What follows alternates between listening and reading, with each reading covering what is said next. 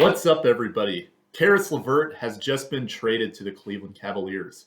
We're going to break down this trade and react to it. So, the trade itself got it displayed. Caris LeVert is going to the Cavs, and the Pacers are getting Ricky Rubio, who is currently injured out for the season. They're also getting a lottery-protected first-round pick in 2022, second-round pick from Houston, in 2022 draft, and then also a 2027 second-round pick from Utah in exchange for Caris LeVert. So I think the biggest thing that I think about in this trade is how this impacts the future of the Cavs. So Caris LeVert still got another year on his contract. He's currently making $17 million this year, about the same next year. He's got another year on his deal. But he's only 27 years old, so he's still at the age where he could still contribute to this Cavs core and really gives them an additional score that they kind of have been lacking to a degree. They're very dependent around Darius Garland as a main scorer facilitator, and then they got a lot of guys that are either very good as bigs defensively, like Jared Allen or Evan Mobley, and then they've also got some spot shooters like Lauri Markkanen, Kevin Love, Cedi Osman at guys like that. But having a second guy who can create his own shots and dribble into the paint and create some plays is very beneficial for them. I really like the direction this team is going, and I think you really have to applaud Kobe Altman, the GM, for being able to turn this thing around as quickly as he did. It's kind of incredible.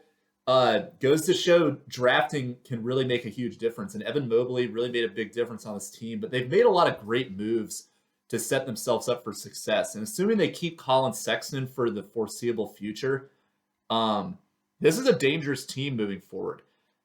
The thing that's crazy, too, is you look at the NBA standings talking about the Cavs now. Brooklyn is in a tailspin. They just lost to Denver today. They've now lost 8 in a row and fallen all the way to 7th. Pending on what happens with the Boston Celtics game today, they could fall even further than that. But the East right now is just a total crapshoot right now in terms of who can end up in what seed. Miami is pulling away, and I think that Miami I like to get the number 1 seed at this point because they've mostly been injured and they've still been playing well despite Jimmy Butler, Bam Adebayo, and Kyle Lowry all missing time. I think Chicago, Milwaukee, they're both legit too, but Cleveland is only 1.5 games back on Miami right now. And now that they have LeVert, who can take over games at times, Cleveland is really threatening to get a top 4 seed in the East. I think that compared to the other teams that are in front of them, I like those teams more in terms of their ability to advance in the playoffs. But if Cleveland can get a home court advantage, I don't think anybody can complain about that season for them this year. A lot of people really did not even think they would be competitive for the playoffs, let alone in the position that they're in right now, and they just improved. So long term, you really got to think about the future of this team moving forward. A sports channel I really like called Sporting Logically. He makes really good YouTube videos. He actually ranked Cleveland as the number 2 future in the NBA for the next 5 years. I don't know if I would put him that high, but I'd be very curious to see what he thinks of them now post Caris LeVert, because this really adds a lot of intrigue to them and their future for this team, and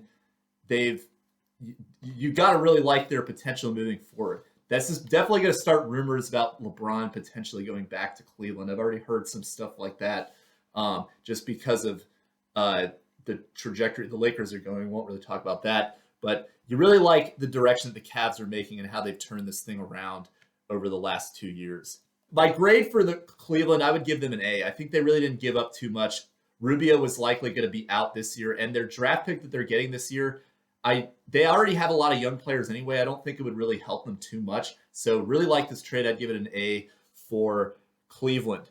For Indiana, I've got to give it a C+, I think. I do think that it was good that they were able to get a first-round pick out of this, but Cleveland is going to have a first-round pick in the 20s, more than likely, pending any kind of tailspin. But they've also lottery protected this pick. So even if it was a lottery pick, it's really not going to benefit Indiana too much because of the protection. So I think I don't really see how this helps Indiana too much. And I honestly think that Indiana could have gotten a lot more for LeVert than they did.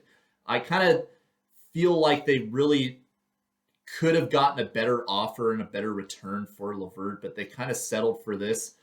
Um, this I don't see any way that Rubio is back on this team. But then again, if you're picking up Rubio for the purpose of getting cap space, I don't know who would want to sign in Indiana. So I really don't see how adding Rubio would benefit them either. I think they should have tried to get another first in this for the future instead of 2 seconds. I don't think that really is going to help them too much in the long run. So I give them a C plus. They did get some value for LeVert, but I think they could have gotten way more.